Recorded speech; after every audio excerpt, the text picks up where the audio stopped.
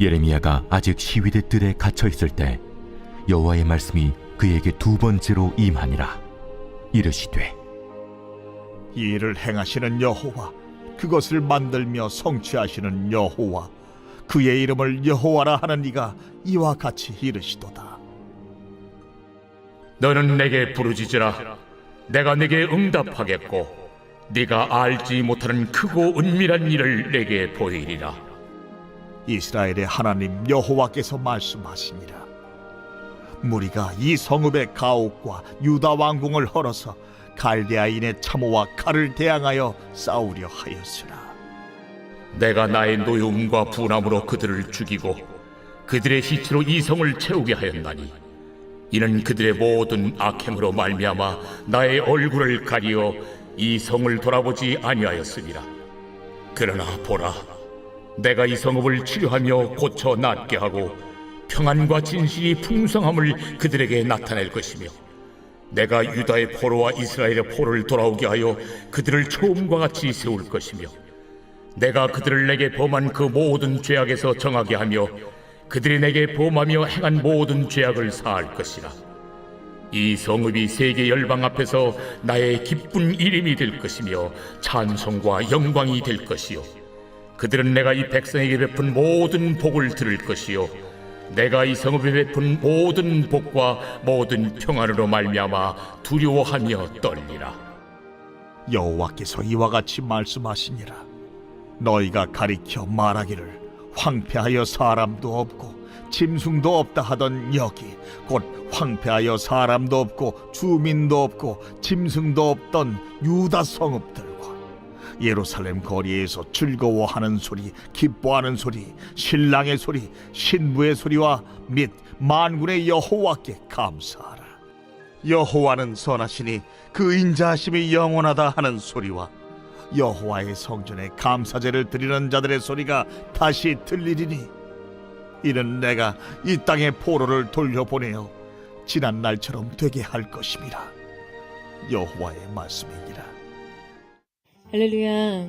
우리 선하신 주님, 참 좋으신 주님의 이름을 찬양합니다. 그리고 놀라우신 주님 앞에 감사와 찬양과 영광과 존귀의 큰 박수 올려드리겠습니다. 아름다우신 주님, 거룩하신 주님, 땅의 주인 되신 주님의 이름을 송축합니다. 언제나 찬양과 기업당하신 주님의 이름을 높여드립니다. 네, 우리 하나님의 놀라운 은혜 가운데 한 머미를 우리 포드의 성도들 한번 바라보시면서요. 오늘 이 시간 영상으로 예배하는 우리 글로벌 포드 식구들을 향해서도 우리 엄마 따뜻한 사랑과 격려와 축복의 박수를 서로에게 보내도록 하겠습니다. 주님의 놀라우신 은혜가 우리 모두에게 있게 되기를 축복합니다. 할렐루야. 네, 여러분이 호흡이라는 것은 산소를 받아들이고 이산화탄소를 배출하는 생명의 선순환입니다. 오늘 이 시간 우리가 한번 영적인 심호흡을 했으면 좋겠는데요. 우리 깊이 호흡을 들이마시면서 주님 영혼 육 가운데 주님의 사랑을 깊이 받아들이고 이 사랑의 힘으로 우리 인생 안에 있는 모든 두려움과 염려와 근심과 걱정을 몰아내는 것이죠. 다시 한번 깊이 호흡을 들이마시면서 주님의 보혈을 우리의 영혼 육 가운데 받아들이고 그 보혈의 능력으로 우리 인생의 악함과 교만과 모든 불신앙을 몰아내는 것이죠. 저는 이 영적인 호흡의 선순환이 우리 모든 영혼들 가운데 또 포드의 성도들 가운데 있게 되기를 축복합니다. 자, 우리 옆에 사람과 이렇게 한번 인사하셨으면 좋겠는데요. 크고 놀라운 일을 기대하십시오. 이렇게 한번 축복하시겠어요? 크고 놀라운 일을 기대하십시오. 할렐루야. 그 하나님의 일이 우리 가운데 성취되는 귀한 은혜가 있기를 축복합니다. 여러분, 이 하늘의 사자라고 불리는 새를 아시나요? 하늘의 사자로 불리는 새는요, 바로 꿩입니다. 이 아름다운 깃털이 매우 특징적인데요. 특히 이 동양 문화에서 꿩은 태양과 영광을 상징하고 또 고대 신화와 전설 속에서도요, 신적 존재와의 매개체로 묘사되어 있습니다. 꿩은 굉장히 뛰어난 시각과 빠른 비행 능력을 가지고 있어서 이 야생의 환경에서 생존력이 매우 강한 동물인데요. 이 꿩은 이 시각의 능력과 또 빠른 반사 행동으로 인해서 야생에서는 포식자들에게 쉽게 포획되지 않습니다. 그런데 바로 이러한 능력이 꿩을 사육하는 데 있어서는 굉장히 통제하기 어려운 야성으로 작용합니다. 꿩은 좁은 공간 안에 갇혀 있을 때 아주 작은 자극에도 본능적으로 날아오르려고 하다가 철망에 충돌하고는 심각한 부상을 당하기 일쑤예요. 꿩이 자꾸 이 철망에 충돌하는 이유는요, 꿩은 본능적으로 시각에 의존해서 이 하늘을 인지하고 도약하고 비상하려고 시도하거든요. 그래서 여러분 이렇게 꿩 사육장에 가보면은요, 꿩에게 이렇게 뭔가를 다 씌워 놓습니다. 그래서 꿩에게 무엇을 씌워 놓으냐면요, 바로 이런 꿩 전용 캡을 씌워 놓습니다. 최근에는요, 안경이 나왔어요. 상품으로. 여러분, 하늘을 보지 못하게 하는 거예요. 하늘을 보는 시야를 차단해서 꿩의 야성을 통제하는 것이죠. 꿩에게 이 캡을 일단 씌워 놓으면 한 3일 정도는 굉장히 극렬하게 저항을 한다고 해요. 그런데 그 이유는 이후로는 이 갇힌 시야에 그냥 완전히 적응하게 되고, 그리고 이 도구에 순응해서 더 이상 하늘을 보려는 시도를 하지 않습니다.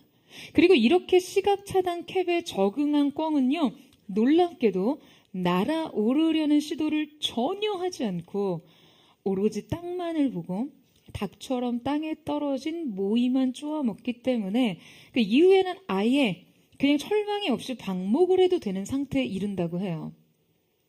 그렇게 하늘을 볼 생각도 없이 땅만 보고 모이만 쪼아대며 그냥 그렇게 포동포동 살만 찌는 거예요.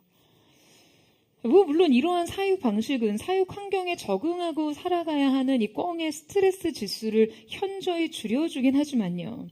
여러분, 이렇게 사육된 꿩은요, 사실상 더 이상 꿩이 아닙니다. 하늘을 날고자 하는 본능은 꿩의 정체성의 핵심이거든요. 하지만 꿩의 이 본래적인 본능, 이 본능적인 야성은 사육의 환경에서 완전히 억제되면서 인간의 통제 아래 그냥 철저하게 적응하게 됩니다.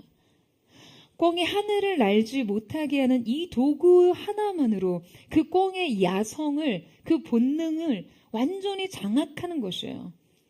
시야를 제한하고 보는 세계를 바꾸는 것으로 꿩의 본능과 정체성, 그냥 모두를 바꿔놓는 것이죠.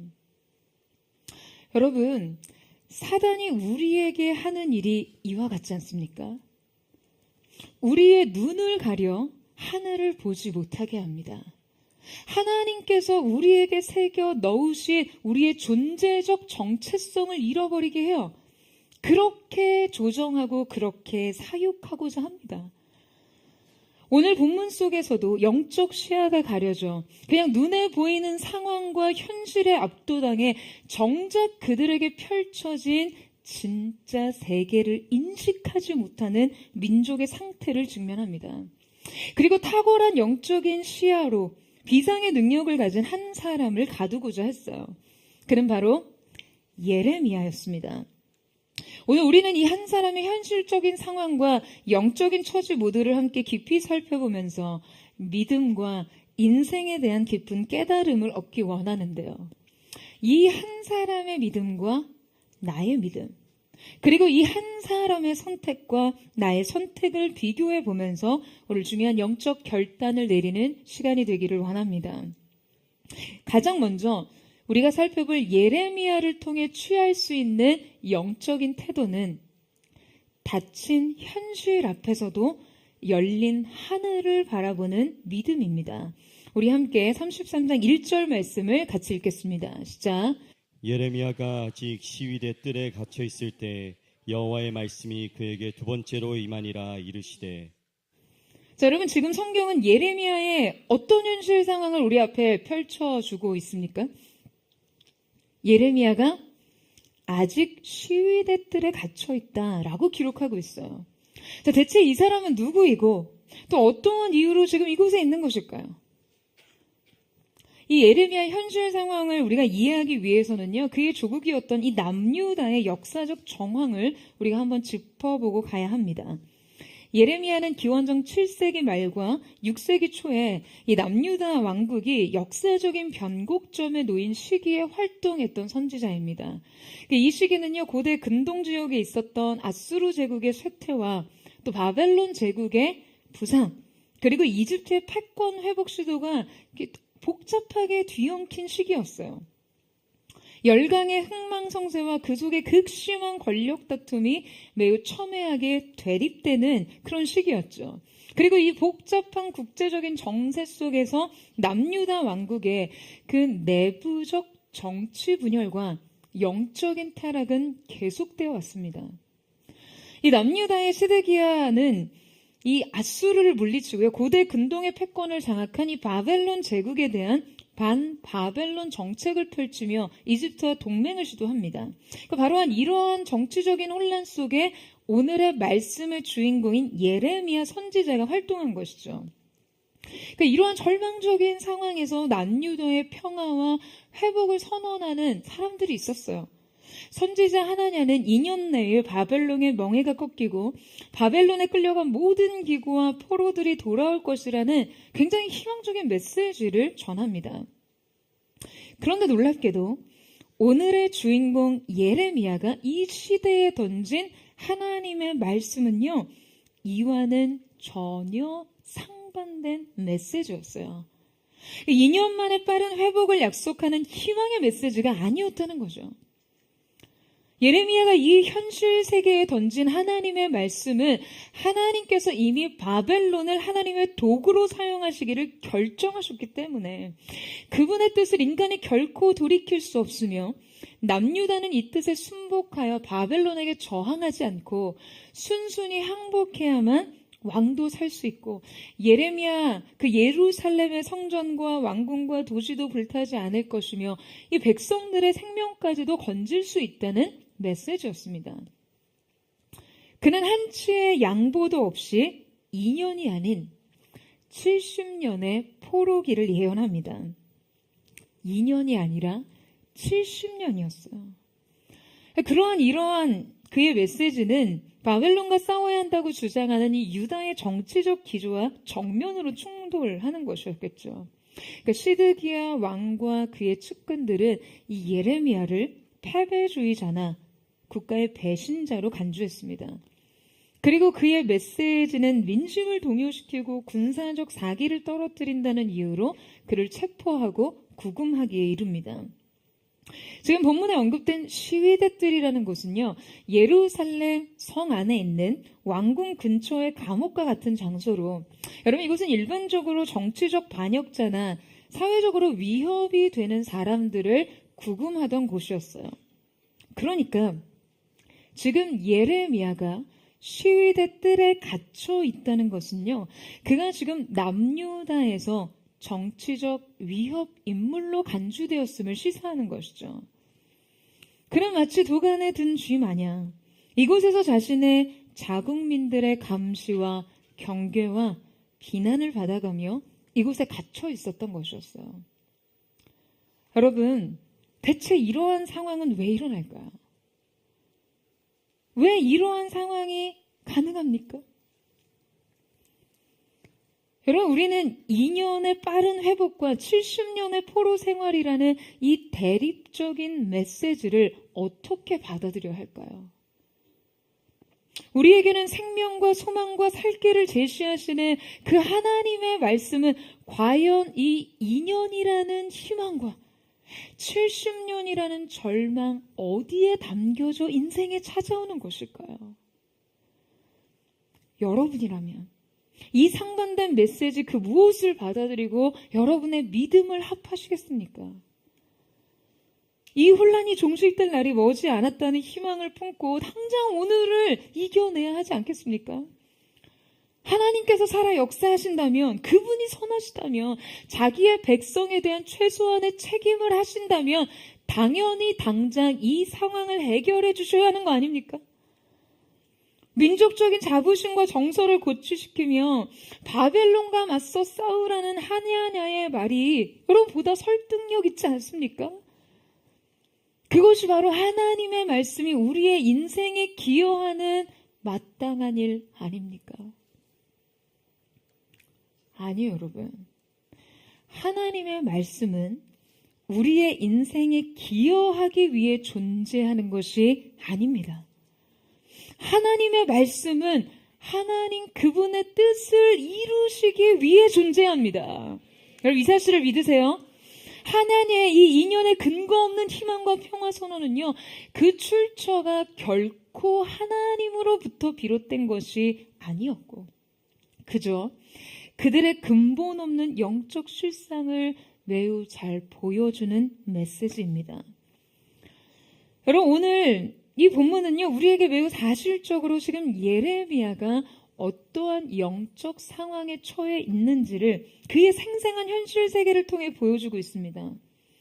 하나님의 편에 선 그에게 쏟아진 것은 격려나 지지나 축복이 아니라 반대와 비난과 격렬한 저항이었어요. 그는 갇혀 있었어요. 그의 현실은 벽에 부딪혀 있었고 문은 닫혀 있었습니다. 하지만 성경은 말씀하고 있습니다. 그가 아직 시위대 뜰에 갇혀 있을 때 여호와의 말씀이 그에게 두 번째로 임하니라.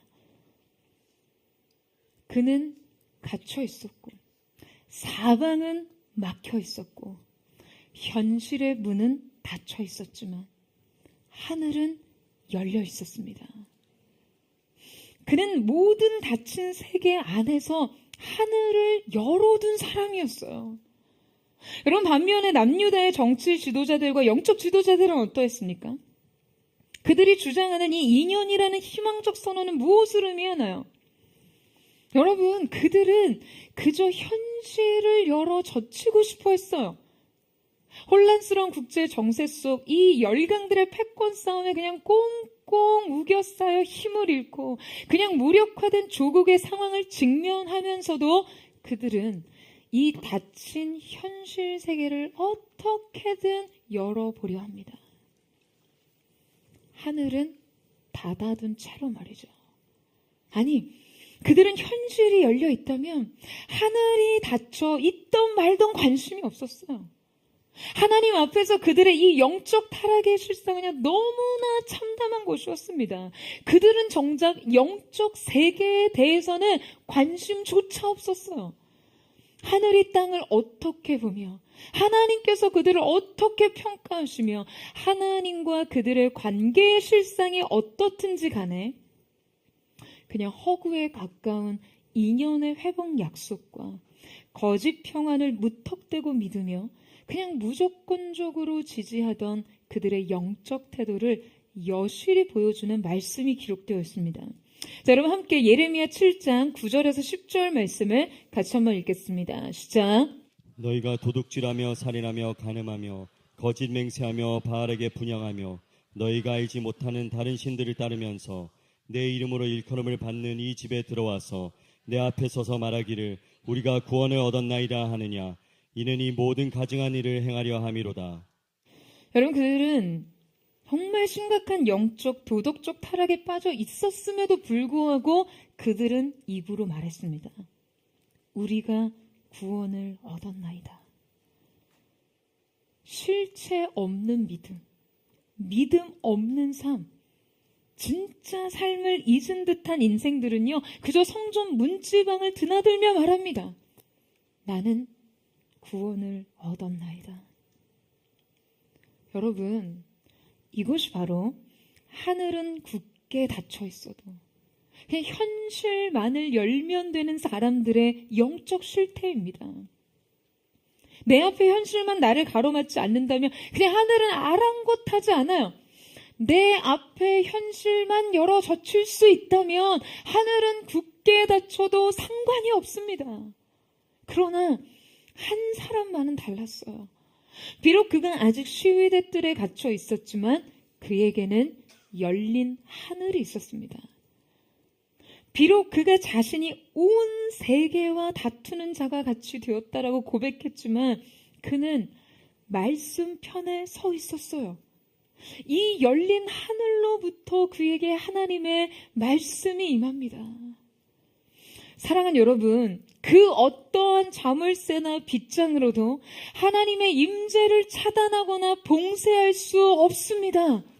여러분, 이 사실을 믿으세요? 사방이 꽉 막힌 상황과 갇힌 현실에도 강권하시는 하나님의 음성을 가로막을 수 없습니다. 여러분, 오늘 이 말씀을요, 정말 여러분 오해하지 않기를 바라요. 저는 지금 우리의 인생을 향한 하나님의 말씀이 희망적이지 않다는 것이 아닙니다. 지금 저는 절망과 심판을 논하고 있는 것이 아니에요. 우리가 무엇을 닫고 무엇을 여는 사람인지에 대한 물음을 던지고 있는 것입니다. 하늘이 닫혀 있던 말던 현실만 붙잡고 그냥 어떻게든 이 닫힌 세계를 거짓과 오도와 미혹을 통해서라도 열고 싶은 사람이 될 것이냐, 아니면 어떠한 닫힌 현실 세계 안에 있다 해도 열린 하늘 아래 사는 사람이 될 것이냐 하는 질문을 던지고 있는 것입니다. 여러분, 물론 하늘이 열리면 땅도 열립니다. 하늘에서 풀리면 땅에서도 풀려요. 할렐루야. 내가 내 앞에 열린 문을 두었으되 능히 닫을 사람이 없으리라. 그것이 전능하신 하나님께서 그분의 뜻을 이루실 때 이 세계를 다스리시고 경영하시는 방식이니까요. 다만 우리가 우리 눈앞의 상황이 때로 암담하고 나의 믿음과 이 현실의 상황이 격돌하고 나의 신앙의 고백이 주변을 싸늘하게 할 때 여전히 열린 하늘에서 그분의 말씀을 기다릴 수 있는 사람이냐라는 것이죠. 시대가 이 사명을 이해하지 못하고 세대가 이 사명의 전부를 건 헌신을 비웃으려 할 때도 여전히 하늘을 주목할 수 있는가? 여러분, 그 결단이 우리 안에 있습니까? 사랑하는 여러분, 여러분은 어떤 사람인가요? 이 시대의 하늘문을 먼저 여는 사람만이 주님의 권능을 보게 될 줄로 믿습니다. 저는 그것이 저와 포드의 성도들이 되기를 주님의 이름으로 축원합니다. 여러분, 닫힌 현실 앞에서도요, 열린 하늘을 바라보는 자만이 주님의 크고 놀라운 비밀을 알게 되고 보게 될 것인 줄로 믿습니다. 여러분, 오늘 그 새로운 시선과 그 새로운 태도와 새로운 관점이 주어지는 은혜가 있게 되기를 축원합니다. 예레미야를 통해 취할 수 있는 영적 태도 두 번째는 어둠 가운데 창조를 일으키는 믿음입니다. 우리 33장 2절 말씀을 함께 읽겠습니다. 시작. 이를 행하시는 여호와, 그것을 만들며 성취하시는 여호와, 그의 이름을 여호와라 하는 이가 이와 같이 이르시도다. 자, 여러분, 지금 우리에게 소개되고 있는 이 예레미야의 시공간은요, 아직과 가치다, 이 두 가지 상황에 머물러 있습니다. 말 그대로 아직 갇혀 있었어요. 그런데 그때 하나님의 말씀이 임하셔서 여러분 뭐라고 하십니까? 이를 행하시는 여호와, 그것을 지어 만드시는 여호와, 그의 이름을 여호와라 하는 이가 라고 먼저 말씀하세요. 자, 여러분, 이 말씀은 주님께서 먼저 자신이 누구이신지를 계시하시는 말씀이죠. 신학자 월터 브루그만은요, 이 구절은 하나님의 이름이 단순한 어떠한 칭호가 아니라 하나님이 그의 백성 가운데 어떻게 일하시는지를 보여주는 관계적 선언이다라고 말했습니다. 그러니까 말하자면 하나님께서 자신이 누구이신지를 말씀하시는 것은 그분의 존재 그 자체를 통해 모든 것이 설명된다는 이야기예요. 그분의 존재는 모든 것을 평정합니다. 일을 행하시는 여호와라고 하실 때 여러분, 이 일은요, 과거, 현재, 미래를 관통하는 모든 역사적, 창조적 활동을 가리킵니다. 그분은 그 어떤 것에도 제한되지 않는 그 일을 행하시며 지으시며 그것을 끝내 성취하시는 분이라는 것이죠. 할렐루야. 그분의 이 주권은 인간의 가장 절망적인 상황에서도 창조적 역사를 행하십니다. 자, 여러분, 지금 이 말씀이 선언되는 시기가 어떤 시기였죠? 이 남유다가 바벨론에 의해 멸망되기 직전 이 종국의 상황, 즉 이 비극적 상황에서 선포된 말씀입니다. 성전은 파괴되고 지도자는 무력하고 백성들은 포로로 끌려갔지만 하나님은 그 어둠 가운데서도 여전히 새로운 일을 일으키시는 분이시라는 거예요. 하나님의 이 창조 역사를 매우 잘 설명해주는 사건이 말씀에 등장하는데요. 지금 이 예레미야가 처한 이 현실, 남유다의 바벨론 침공과 남유다 멸망이라는 이 역사적인 사건의 중심에서 활동하던 또 다른 선지자가 있었죠. 바로 에스겔 선지자입니다. 그는 이 시기에 바벨론으로 끌려간 1차 포로 중에 한 명이었어요. 그러니까 이 두 선지자 모두 바벨론 제국의 침공과 그 조국의 멸망을 목격하고 그냥 고스란히 그 영향을 받은 선지자였습니다. 자, 그런데 이 에스겔 선지자에게 임하신 하나님의 말씀과 환상을 보면요, 동일한 하나님의 역사의 방식과 믿음의 세계에 대해서 깨달을 수 있습니다. 우리 함께 에스겔 37장 1절에서 3절 말씀을 같이 한번 읽겠습니다. 시작. 여호와께서 권능으로 내게 임재하시고 그의 영으로 나를 데리고 가서 골짜기 가운데 두셨는데 거기 뼈가 가득하더라. 나를 그 뼈 사방으로 지나가게 하시기로 본즉 그 골짜기 지면에 뼈가 심이 많고 아주 말랐더라. 그가 내게 이르시되 인자야 이 뼈들이 능히 살 수 있겠느냐 하시기로 내가 대답하되 주 여호와여 주께서 하시나이다. 자, 지금 에스겔은 하나님이 보여준 환상 속에서 여러분 뼈로 가득한 골짜기를 보게 됩니다. 이 뼈들은요 심지어 아주 말라 있었어요. 여러분, 이 뼈가 말랐다는 것은 어떤 의미인가요? 여러분, 이건 단순히 죽은 게 아니라요, 끝이 난 지 이미 오랜 시간이 흘러 남은 흔적마저도 그냥 완전히 말라버린 상태라는 거죠. 생명의 가능성이 전혀 없는 상태를 의미합니다. 자, 그런데 이 마른 뼈들이 가득한 곳에 에스겔을 세우신 후에 그를 향해 하나님의 질문이 이어집니다. 여러분, 뭐라고 하세요? 인자야, 이 뼈들이 능히 살겠느냐? 여러분, 많은 사람들이 주님의 이 질문 앞에서 자신의 대답을 생각합니다. 예, 혹은 아니요 말이에요. 이 질문에 예, 혹은 아니요라고 말하는 이 두 가지 답 안에서 자신의 믿음을 확인하려 합니다. 하나님께서 이토록 우리에게 아주 단도직입적으로, 아니 마치 답은 정해져 있는 듯이 이 뼈들이 능히 살겠느냐라고 물으시는데, 여러분 거기에 대고 어떻게 아니요? 라는 답이 정답이 될 수 있겠어요? 이것의 전적인 어떤 동의와 막 확신까지가 아니라 할지라도 우리는 적어도 자신이 예, 능히 살겠나이다 라고 답하도록 믿음의 방향성을 가지고 있을 수밖에 없죠. 그런데 우리는 이 질문에 대한 답변 속에서만이 아니라 사실은 이 질문 자체로부터 우리 자신의 믿음을 먼저 점검해 봐야 합니다. 주님이 우리에게 이 뼈들이 능히 살겠느냐라고 물으시기 전에 우리가 이 마른 뼈들 앞에서 무슨 생각을 하겠냐는 거예요. 우리는 과연 주님의 질문이 떨어지기 전 이 마른 뼈들을 보며 어떠한 생각을 하고 있었을까요?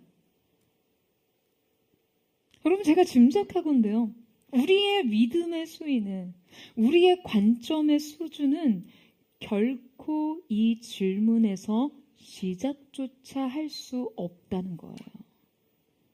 여러분, 이게 무슨 말이냐면요, 우리가 골짜기에 가득한 이 메마른 뼈들을, 마른 뼈들을 보았다면 과연 애초에 이 뼈들이 살 수 있을까? 라는 질문을 던질 수나 있겠냐는 거죠. 아마도 이 뼈들을 바라보며 우리가 던지는 질문은 그냥 고작 해봐야, 아니 왜 여기에 이런 뼈들이 있지? 이 뼈는 누구 거지? 이들은 왜 죽었지? 왜 하나님은 나를 이곳에 데려오신 걸까? 정도의 질문 아닐까요? 과연 인간 존재가 이 마른 뼈들을 바라보며 이 뼈들이 살 수 있을까를 질문할 수 있을까요? 여러분, 이 질문은요, 애초에 창조주의 질문입니다. 이 질문은 전능자의 질문이에요. 이것이 살지 말지를 질문할 수 있는 것은 인간의 능력과 너무 멀어요. 여러분, 이것이 바로 주님과 우리의 차이입니다. 하나님께서는 이것을 능히 살리실 수 있을 뿐 아니라 이것을 살리느냐 마냐를 질문하시고 결정하시고 행하시고 성취하시는 분이라는 거예요. 사람이 죽어 남긴 흔적 정도가 아니라 그냥 말라 비틀어져서 생명의 기운이라고는, 생명의 가능성이라고는 털끝만치도 남지 않은 이 마른 뼈들을 보시고 이것이 살 수 있을지를 질문하시는 주님께서는 끝내 이 뼈들을 일으켜 군대로 만드시는 분이십니다. 사랑하는 여러분, 이 차이를 아는 것이 믿음이에요. 하나님께서는 애초에 모든 것이 끝장난 죽음 앞에서도 우리의 전혀 다른 질문을 던지실 수 있는 분이라는 것을 믿는 그 믿음 말이에요. 뿐만 아니라 그분은 우리 눈에 의식조차 되지 않던 그 사방의 생기를 향하여 명령하시고 그 생기를 통해 이 마른 뼈를 군대로 일으키시는 분이십니다. 마른 뼈에서 군대를 보시는 분이세요. 주님이 누구이신지를 아는 이 믿음. 여러분, 이 믿음 위에서 우리의 삶은 출발해야 합니다. 여러분, 이 말씀을 여러분의 어떠한 상황 가운데에서도 적용하는 은혜가 있게 되기를 축복합니다. 이를 행하시는 여호와, 그것을 지어 만들어 성취하시는 여호와, 그 이름을 여호와라 하는 이가 이와 같이 이르시도다. 여러분, 주님은 여러분의 삶에 어떤 분이십니까? 사방이 어둡고요, 희망은 보이지 않고요, 대안은 없고요, 인생은 여러분을 포로처럼 끌고 가려 한다 해도 여러분 기억하세요. 주님이 누구이신지, 그분이 어떠한 일을 행하시는 분이신지, 여러분, 우리의 지혜가 너무나 부족하고 도무지 해결할 수 없는 상황들, 갈등들, 한계들을 직면할 때마다 하늘을 보시고 하나님을 기억하십시오. 여러분, 이 말씀을 계속해서 읊조려 보세요. 이를 행하시는 여호와, 그것을 지어 만들어 성취하시는 여호와, 그 여호와 하나님께서 내 인생에 관여하시고 내 형편을 아시고 내 신음에 응답하심을 기억하십시오. 내 행위를 판단하시고 내 중심을 감찰하시며 여러분의 눈물을 닦으신다는 것을 기억하세요. 여러분의 필요를 공급하시고 여러분의 길을 인도하시고 약속을 지키시는 분이심을 기억하시기를 축복합니다. 여러분, 우리 하나님이 어떠한 분이신지, 주님이 누구이신지를 기억하는 그것만으로 우리는 삶에 대해 다른 질문을 할 수 있습니다. 삶의 허다한 문제들, 내 인생 골짜기에 그 가득한 이 마른 뼈들을 바라보며 왜 이런 일이 일어났을까? 왜 이 일이 나한테 일어났을까? 이 질문이 아니라요, 주님께서 능히 이 마른 뼈를 살리시겠는가를 질문할 수 있기를 축원합니다. 그리고 끝내 그 마른 뼈가 군대로 일으켜짐을 보는 인생 되기를 주님의 이름으로 축원합니다. 여러분의 인생 골짜기 마른 뼈는 무엇입니까? 그것을 보며 여러분이 던질 수 있는 인생 질문이 변화되는 거룩한 믿음의 새로운 시작이 저와 여러분 가운데 있게 되기를 주님의 이름으로 축원합니다. 예레미야를 통해 취할 수 있는 영적 태도 세 번째는 초월적 방식에 동참하는 믿음입니다. 자, 우리 함께 3절 말씀을 같이 읽겠습니다. 시작. 너는 내게 부르짖으라. 내가 내게 응답하겠고 내가 알지 못하는 크고 은밀한 일을 내게 보이리라. 자, 여러분, 하나님께서는 지금 예레미야에게 매우 중대한 명령을 내리십니다. 그것은 바로 너는 내게와 부르짖으라 였어요. 여러분, 분명 앞서 우리가 함께 살펴본 말씀에 의하면 여러분, 주님은 어떠한 분이셨죠? 그분은요, 인간의 역사에 조금도 제한받지 않으시고 스스로 계시며 그분 뜻대로 역사하시는 분이십니다. 그런데 그렇게 명백하게 자신을 계시하신 주님께서 지금 예레미야에게요, 한 가지를 명령하고 계세요. 그것은 바로 부르짖으라 였습니다. 여러분, 이것은요, 너무나 중대한 전환입니다. 바로 앞선 2절의 이 신적 무한에 대한 자기 계시와 설명에 이어 인간에게 내려온 유일하고 결정적인 명령이에요. 여러분, 그게 뭐라고요? 부르짖으라. 여러분, 저는 우리의 인생의 전환이 바로 이 지점에서 정말 필요하다라고 생각합니다. 여러분, 이것이 바로 하나님의 전능과 우리의 무능을 잇는 그 결정적 전환점일 뿐만 아니라 우리의 인간이 하나님의 역사와 방식에 동참할 수 있는 유일한 방법 또한 이것뿐이기 때문이에요. 우리는 이 부르짖음을 통해 무력한 인간으로서 무한한 하나님의 능력에 접속할 수 있습니다. 여러분, 아멘이세요? 여러분, 많은 사람들이요, 2절까지는 고개를 끄덕입니다. 수긍하는 거예요. 수용하는 거예요. 이 말씀을 믿는 자들이 하나님의 존재와 그분의 능력을 부정할 수는 없으니까요. 하지만 인간의 믿음과 우리의 신앙생활은요, 이 2절과 3절에서 첨예하긴 아닙니다. 우리가 2절, 스스로 계신 하나님을 인정하는 것과 그분의 전능을 수긍하는 것과 수용하는 것과 3절에 그 하나님의 역사에 동참하는 것과는요, 여러분, 그 차원이 너무나 다른 것이거든요. 많은 사람들이 주님을 인정하는 데까지는 쉽게 동의하지만요, 자기의 인생을 그분의 역사에 동참시키는 데는 쉽게 결단하지 않습니다. 부르짖지 않아요. 고개만 끄덕이고 싶어 합니다. 여러분, 얼마나 쉽고 고상해요. 얼마나 있어 보입니까? 아무것도 내려놓지 않고 어디에서도 내려오지 않아도 돼요. 그냥 고개만 끄덕이면 됩니다. 여러분, 거기에서 멈추면요, 우리의 신앙은 머리에 있는 거예요. 가슴으로 내려오지 못합니다. 여러분, 매튜 헨리가 인생에서 가장 어렵고 힘든 여행은 30cm의 여행이라 그랬어요. 머리에서 가슴까지 여행. 지적인 동의가 가슴으로 동의되고 경험되는 거, 이것이 가장 어려운 여행이라고요. 가슴으로 내려오지 못해요. 여러분, 거기에서 멈추면요, 우리의 삶은 하나님의 역사와 관계가 없습니다. 하나님은 우리와 상관없이 스스로 계신 분이시죠. 하나님께서는요, 우리의 개입 없어도 그분의 완전하신 뜻과 계획대로 이루시는 분이십니다. 여러분, 아멘이세요? 다만 그것이 우리의 삶과는 상관없어지는 거예요.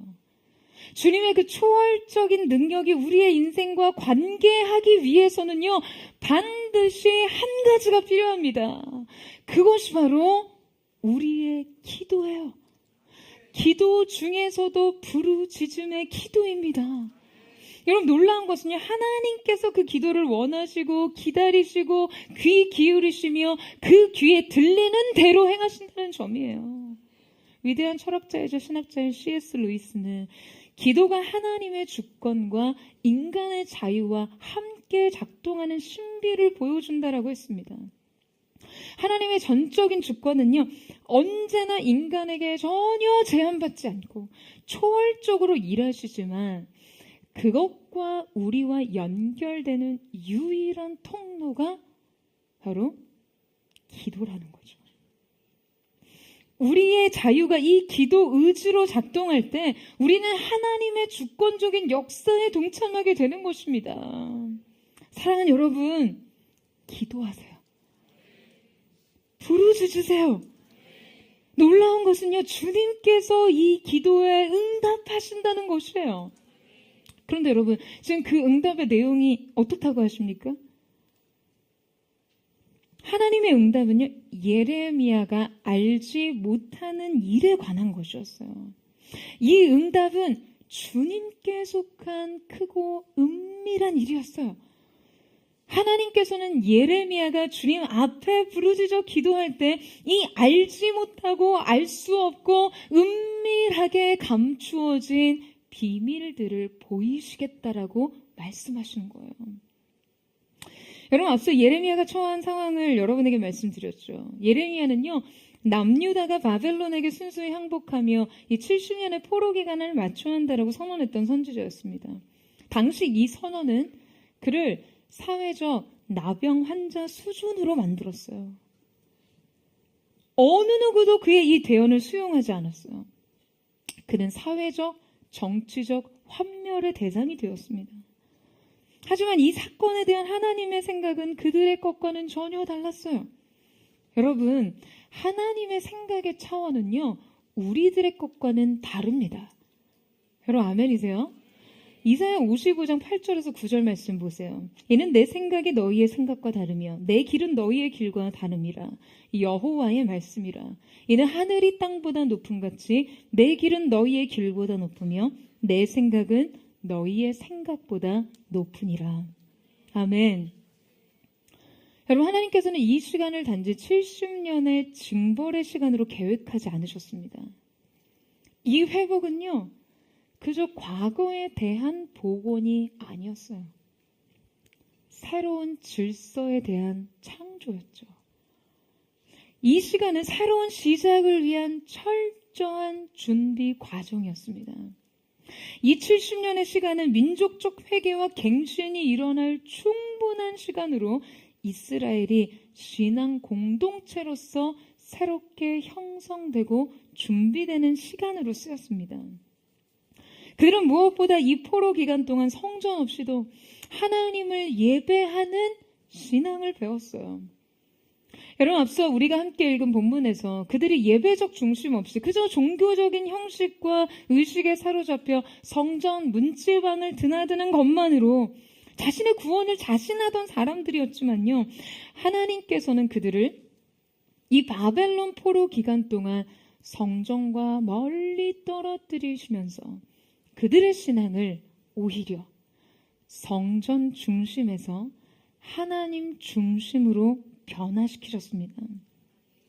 성전이라는 명확한 유형물, 형식에 기대어 중심을 잃었던 예배자들을 회복시키셨어요.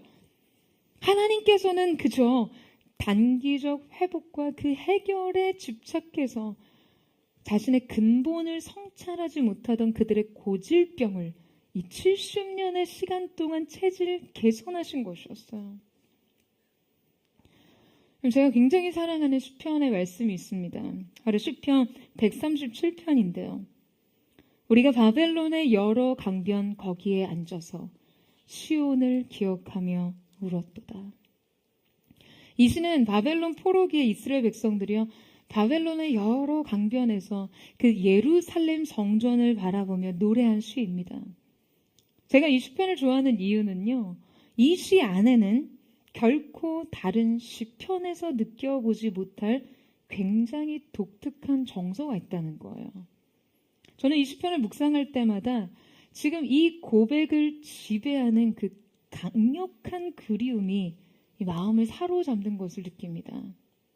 이 시는 사실 상실과 고통의 시인데요. 분명 이 상실과 고통을 통해 여러분 그들의 가슴 속에 없던 것이 살아나게 된 거예요. 그들 안에 저 멀리 그 예루살렘 성전과 그 안에서 드려진 예배에 대한 그 사무친 감정과 그리움이 되살아난 것이죠. 그들이 예배를 기억하고 그 임재를 그리워하기 시작한 거예요. 여러분, 이 예배적 갈망이 그들의 눈물과 섞여 영혼의 진액과 같이 나올 때 여러분 이 변화를 우리가 과연 진정한 생명의 회복이라고 말할 수 있지 않을까요? 여러분 아멘이세요? 이번에 저희가 예배 처소를 물색하고 또 섭외하고 계약하기에 이르기까지 참 오랜 시간에 진통을 알아봤습니다.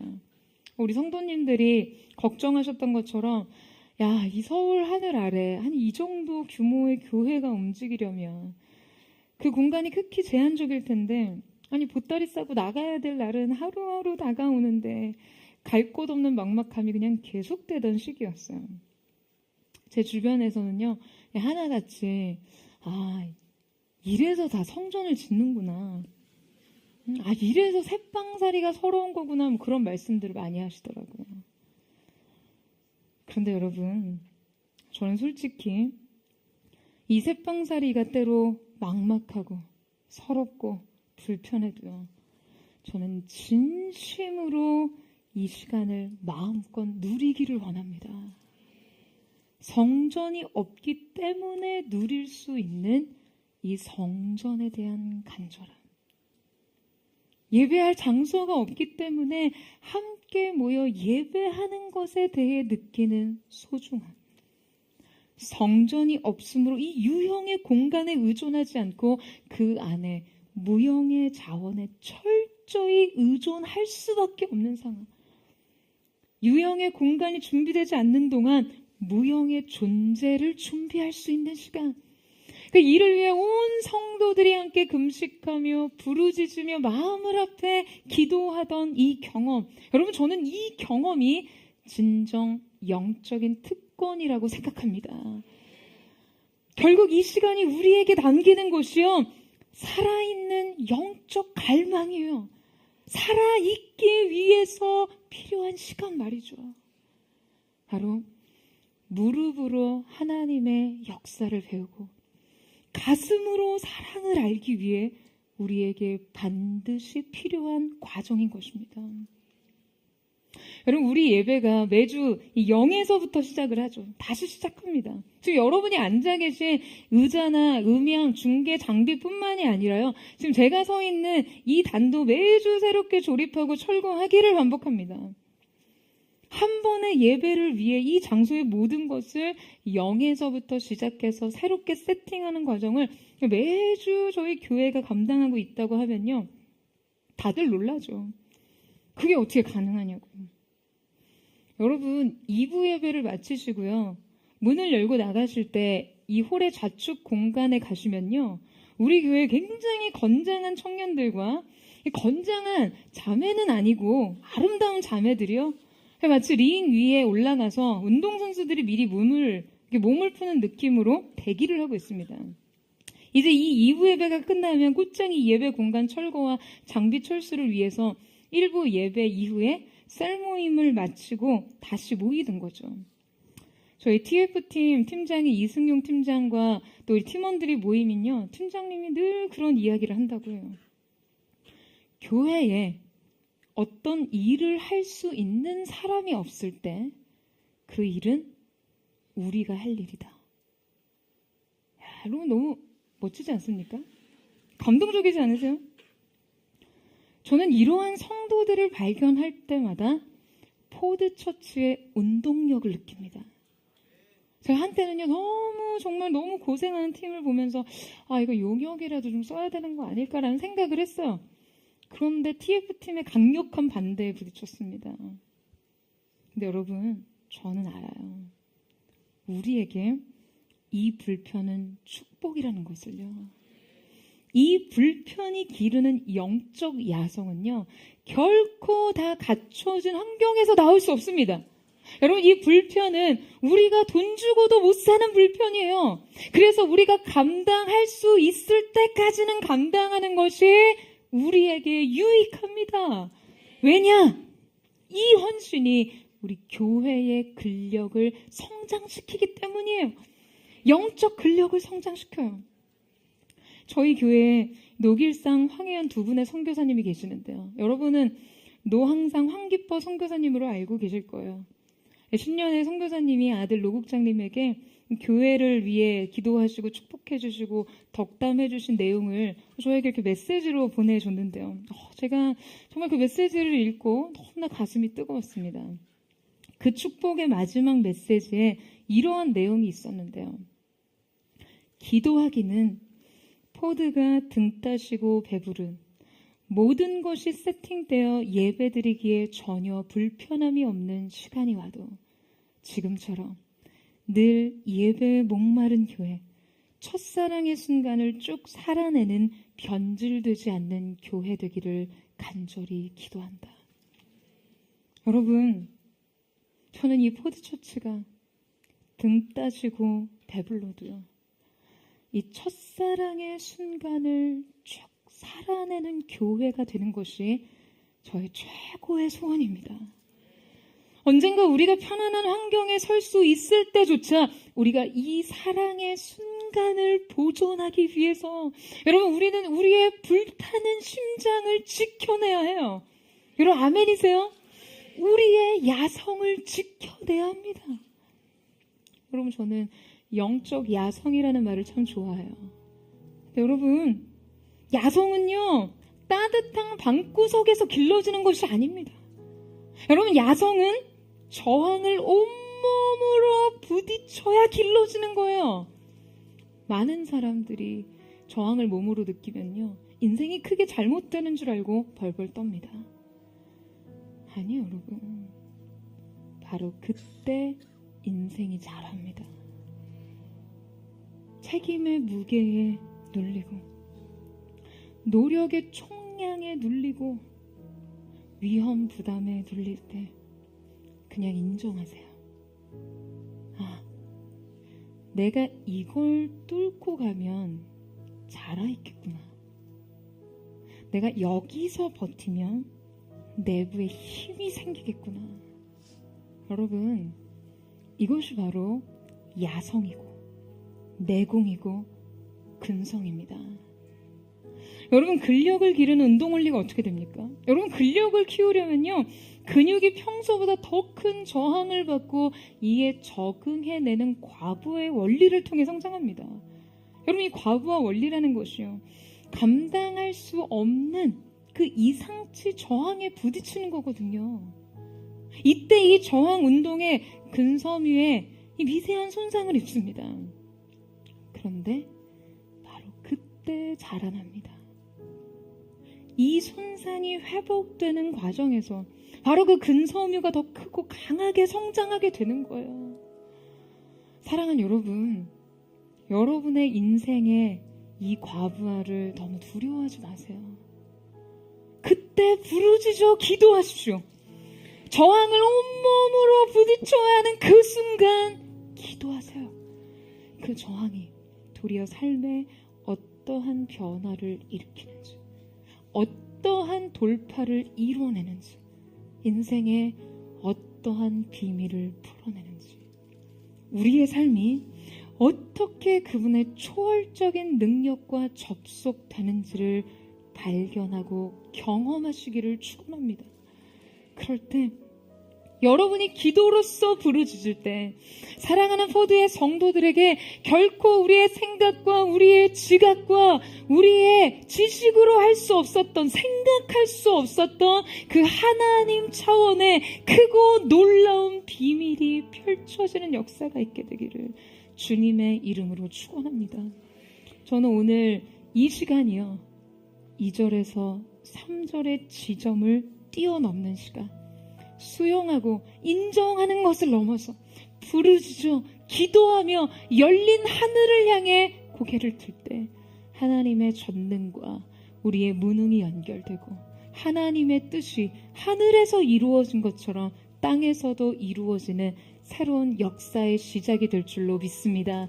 그 은혜가 우리 모두에게 있게 되기를 주님의 이름으로 축원합니다. 우리 함께 찬양하며 기도하며 나아갔으면 좋겠습니다. 사랑하는 주님, 오늘 이 시간 우리가 우리의 인생 마치 시위대 틀에 갇혀 있었던, 아직도 여전히 변한 것이 없는 현실 상황과 사방에 우겨싸여 막힌 것 같은 삶의 현실을 지날 때 여전히 우리 가운데 열린 하늘이 존재함을, 기도하면 들으시는 하나님께서 계심을 우리 모두 믿음으로 고백하게 하여 주시옵소서. 오늘 우리의 영적 시야를 갖추 오롯이 우리가 땅의 일에 집중하도록 우리의 시야를 가리는 모든 사단의 괴계가 예수님의 이름으로 끊어지게 하시고 우리의 영적인 눈이 열리고 믿음의 시야가 회복되어지는 거룩한 은혜, 새로운 비상과 도약의 시작이, 하나님과의 연합된 역사의 시작이 우리 가운데 펼쳐지게 하여 주시옵소서. 우리 그 마음 고백하며 오늘 우리의 기도를 들으시는 주님 앞으로 우리 함께 나아가기를 원합니다. 우리 함께 기도해 주 앞에 나와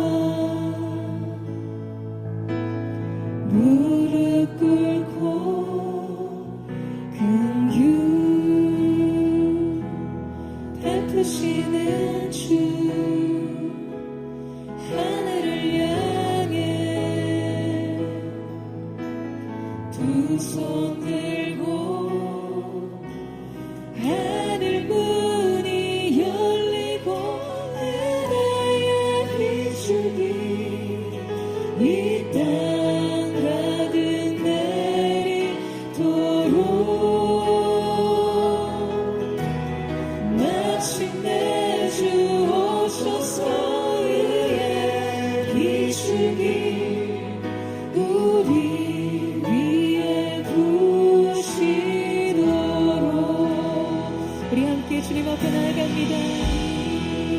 주님 앞에 함께 기도함으로 우리가 무릎으로 하늘에 계신 하나님 앞에 기도하며 나아갑니다. 주님 그때 하늘의 문을 여시고 거룩하신 주님의 보좌를 임하여 주옵소서.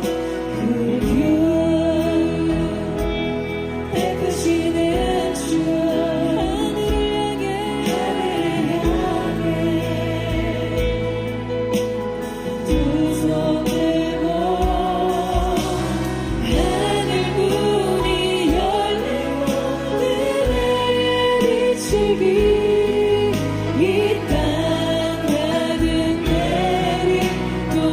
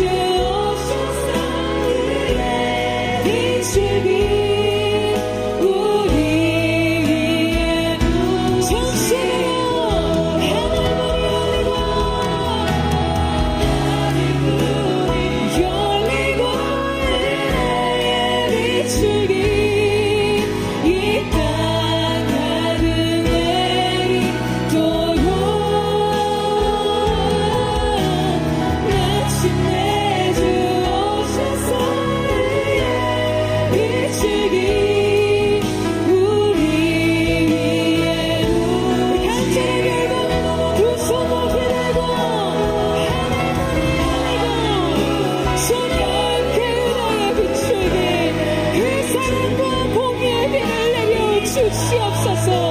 우리의 인생과 인간의 경륜을 여겨주셔서 주님의 공의의 비가 주님의 주님에게 하리라 주옵소서. 그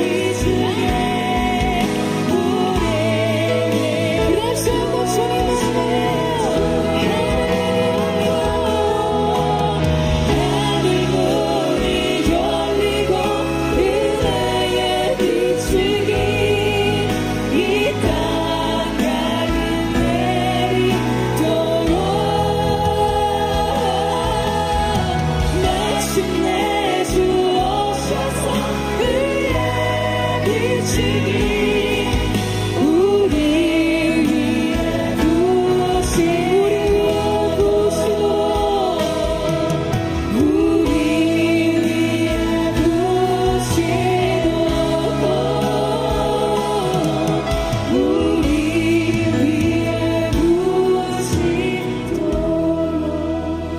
사랑하는 주님, 아직 예레미야가 시위대 뜰에 갇혀 있을 때 하나님의 말씀이 두 번째 그에게 임하여 말씀하셨습니다.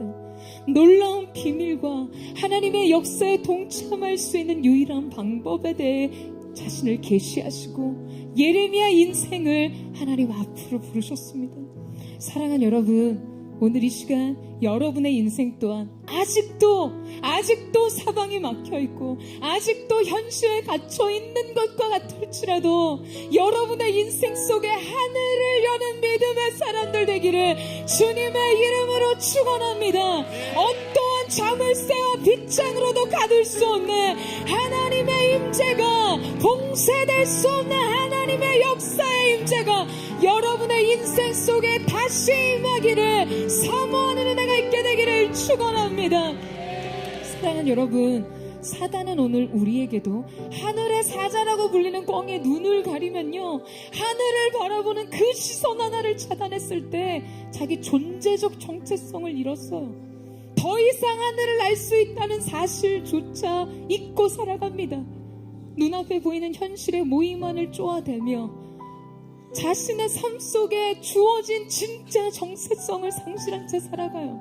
여러분, 오늘 사단이 이 현실을 여러분의 눈에 가리워, 이 상황과 환경의 문제로 여러분의 눈을 가리워 진짜 여러분에게 존재하는 세계가 있다는 사실을 잊게 하고 있어요.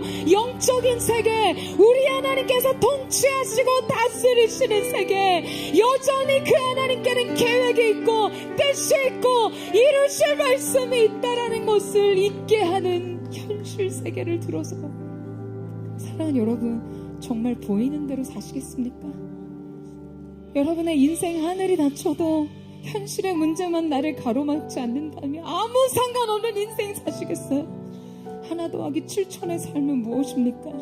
사랑하는 여러분, 오늘 여러분을 가로막고 여러분을 가두는 삶의 문제와 환경과 현실과 이 삶의 시국의 여러 문제 속에서도 하늘의 문을 두드리고 여는 자들이 되기를 주님의 이름으로 축원합니다. 하나님 편에 서는 자들이 일어나기를 예수님의 이름으로 축원합니다. 두드리라 그리하면 열릴 것이요, 찾으라 그리하면 찾게 될 것이라 하신 주님 앞에 우리 하늘의 문을 두드리며 주여 한번 짓고 기도합니다. 주여.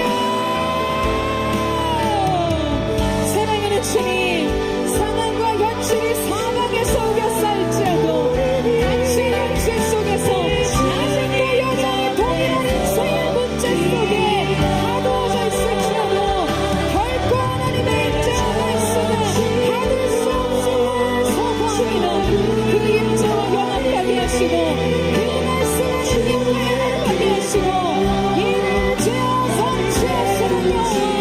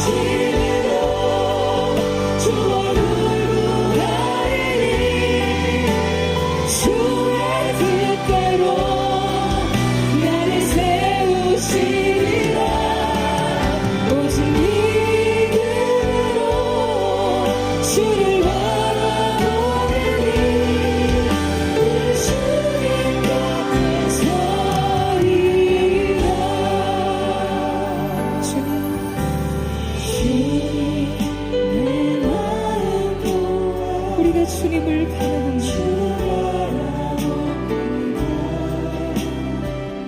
눈 떠주 보게 하소서. 오 주님, 내가 주께 주님 말씀하시고 그 말씀을 능력으로 우리를 새롭게 하여 주시옵소서. 하소서. 내가 전심으로 주 얼굴 구하리니 주의 뜻대로 나를 세우시리라. 오직 믿음으로 주를 바라보리니 늘 주님 곁에서 걸으면서 기도가 내가 전심으로 우리가 주님의 얼굴을 구합니다. 열린 하늘을 통해 역사하시는 주님의 영광을 사모합니다. 믿음으로 주를 바라보리니 늘 주님 곁에서 늘 주님 곁에 서리라. 주님 곁에서 이라. 늘 주님 곁에서 이라.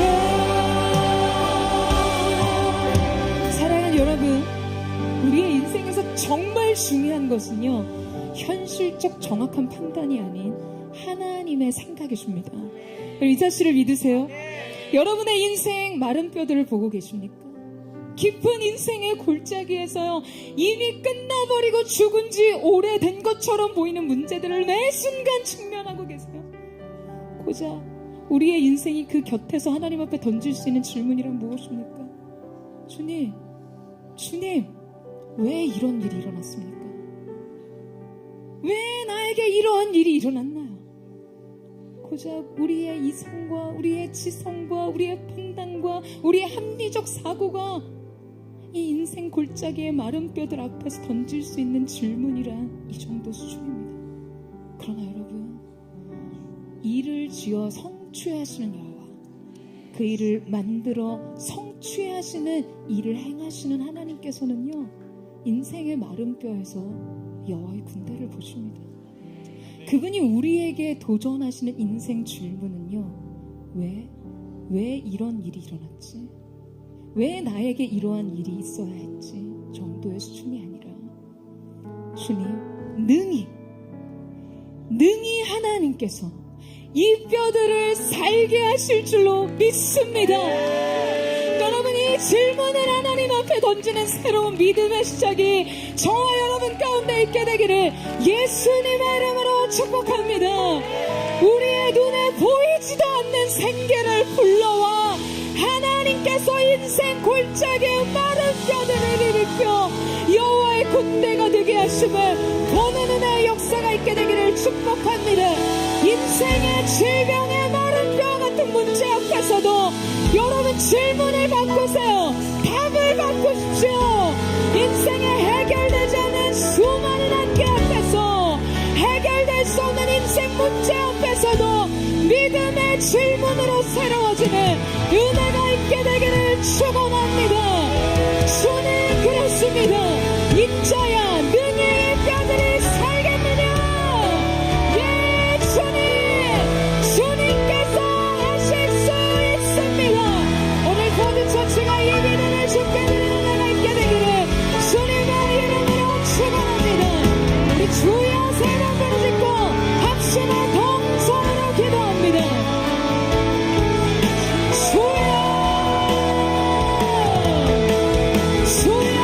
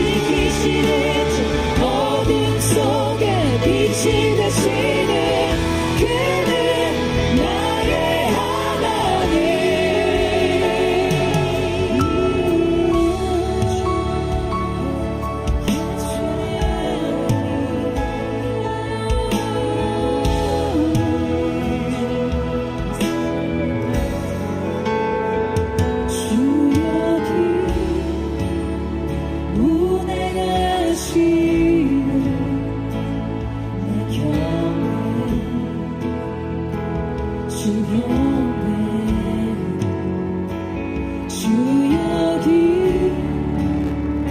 역사하시네. 나 경배해 주 경배해. 우리 맘 만지시는 주 나 경배해 주 경배해. 우리 맘 치료하시네. 나 경배해 주 경배해. 큰 길을 만드시는 주, 큰 기적을 행하시는 주, 그는 나의 하나님.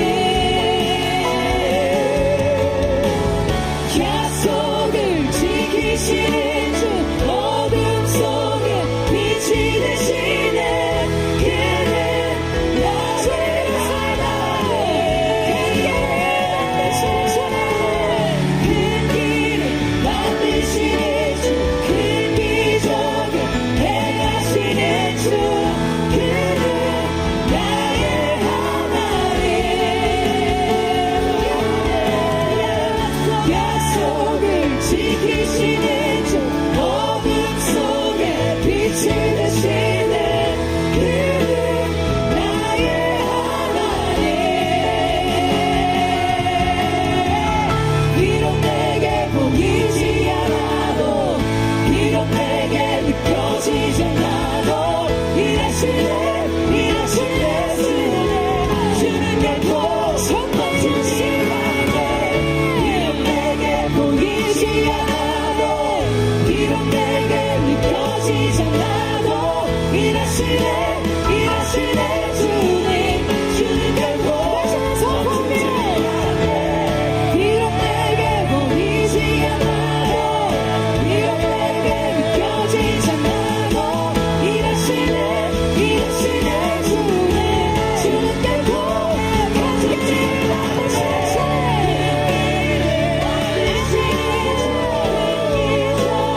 행하시는 주, 그는 나의 하나님.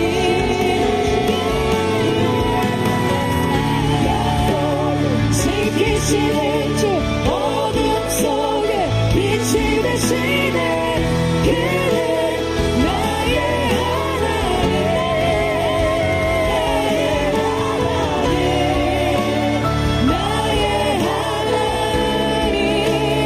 나의 하나님. 주님, 그렇습니다. 그 전능하신 하나님, 너의 하나님이십니다.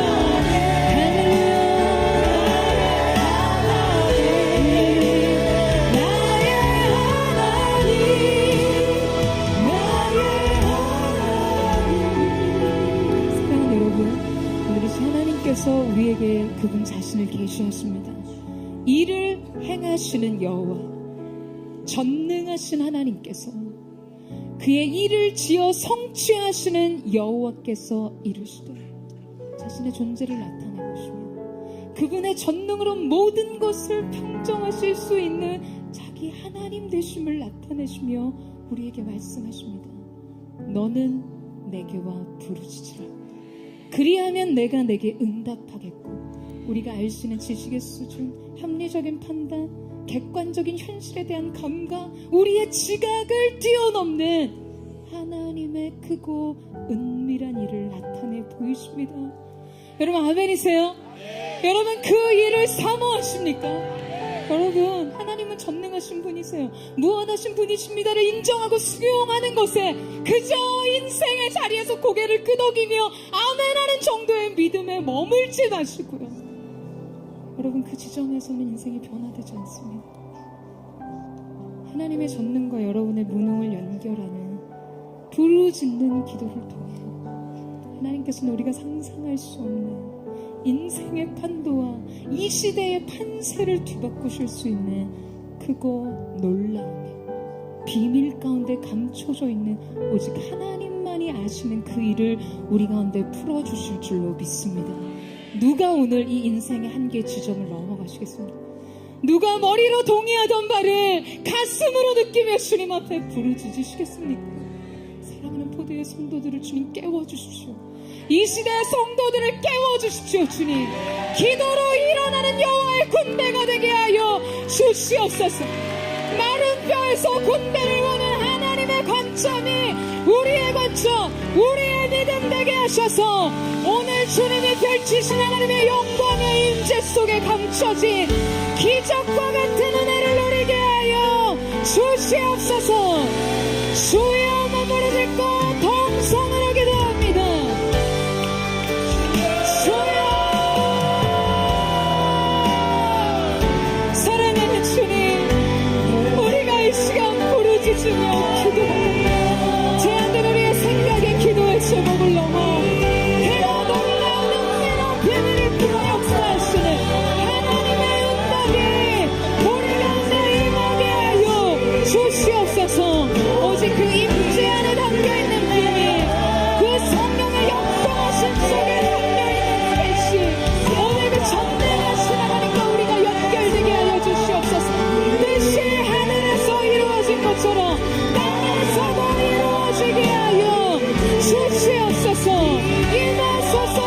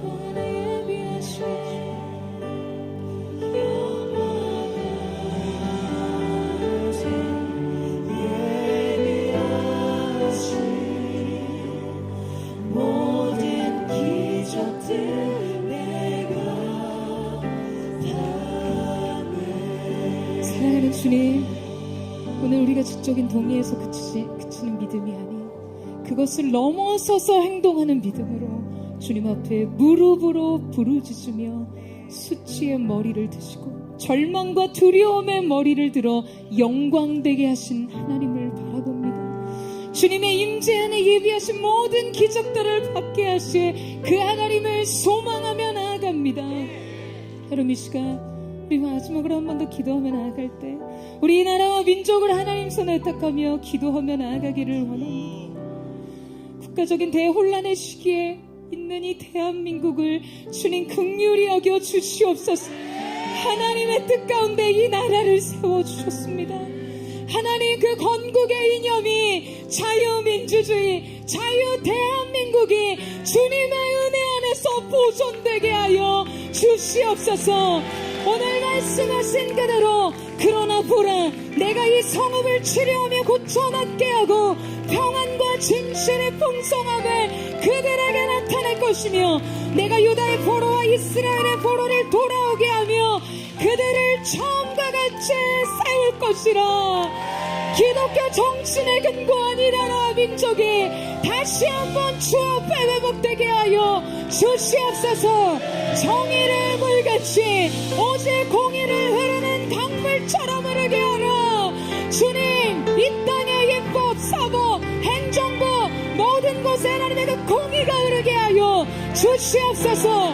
짓밟힌 하나님의 주권과 통치가 다시 회복되게 하여 주시옵소서. 국민들이 깨어 분별하게 하여 주십시오. 어둠 속에 감춰진 진리가 드러나게 하시고 모든 거짓과 부패가 떠나가게 하여 주시옵소서. 견고한 진을 회포될지어다. 다시 한번 아버지 하나님 나를 재건하여 주시옵소서. 대한민국의 하나님 편에 서게 하여 주시옵소서. 이 나라 민족 국민의 눈을 가리는 더러운 사단아, 예수님의 이름으로 명하나님 떠나갈지어다. 이 민족의 정체성을 회복시키는 더러운 악한 영들 떠나갈지어다. 주님의 공의, 거룩한 주님의 정의가 선포되게 하여 주시옵소서. 우리 나라 민족을 하나님 손에 의탁하며 주여 사명 부르짖고 기도합니다. 주여, 주여, 주여. 거룩하신 주님, 이 나라의 위정자들 뿐만 아니라 결코 그들만을 찾음이 아닌 이 나라 민족의 국민들이 진리롭게 일어나게 하여 주시옵소서. 이 땅의 기초를 진리 위에 다시 세우게 하시고 무너진 기초, 영계 파괴된 기초가 다시 세워지는 있게 하여 주옵소서. 아멘. 주님, 주님의 보좌로 임하셔서 다스리시되 모든 사법, 입법, 행정부 주님의 공의가 강물처럼 나게 하여 주옵소서. 어둠 가운데 감춰져 있던 하나님의 구원들이 다시 일어나게 하시고 오늘 하나님께서 이 바벨론 포로의 지식의 시간을 재창조하시는 일을 여기셨던 이 나라 건국에 있는 거룩하게 하나님의 기초로 세워진 이 땅, 기독교를 갖추고 성경적 세계관으로 돌아간 정치, 경제, 사회, 문화, 교육, 아직 이 나라의 구원을 하여 주옵소서.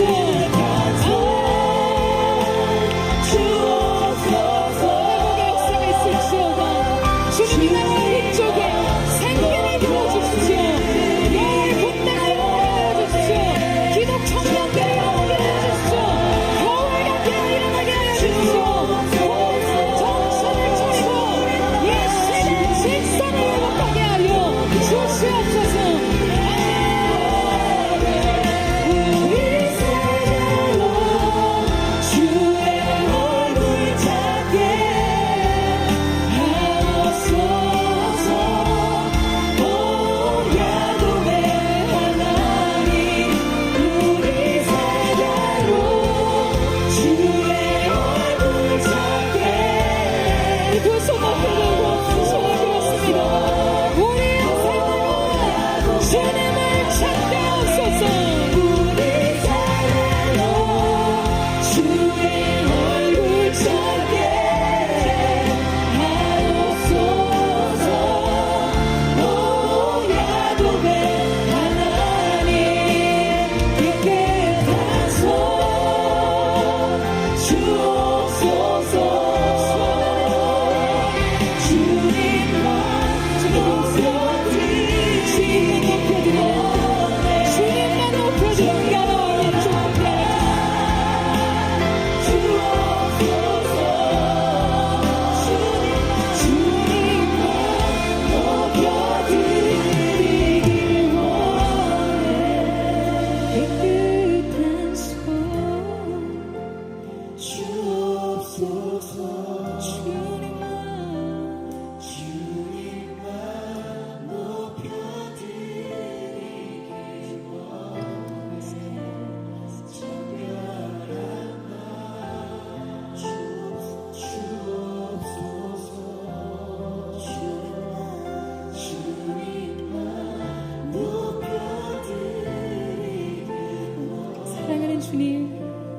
절망의 시간인 것 같았던 시간을 회복의 시간으로 바꾸신 하나님을 기억합니다.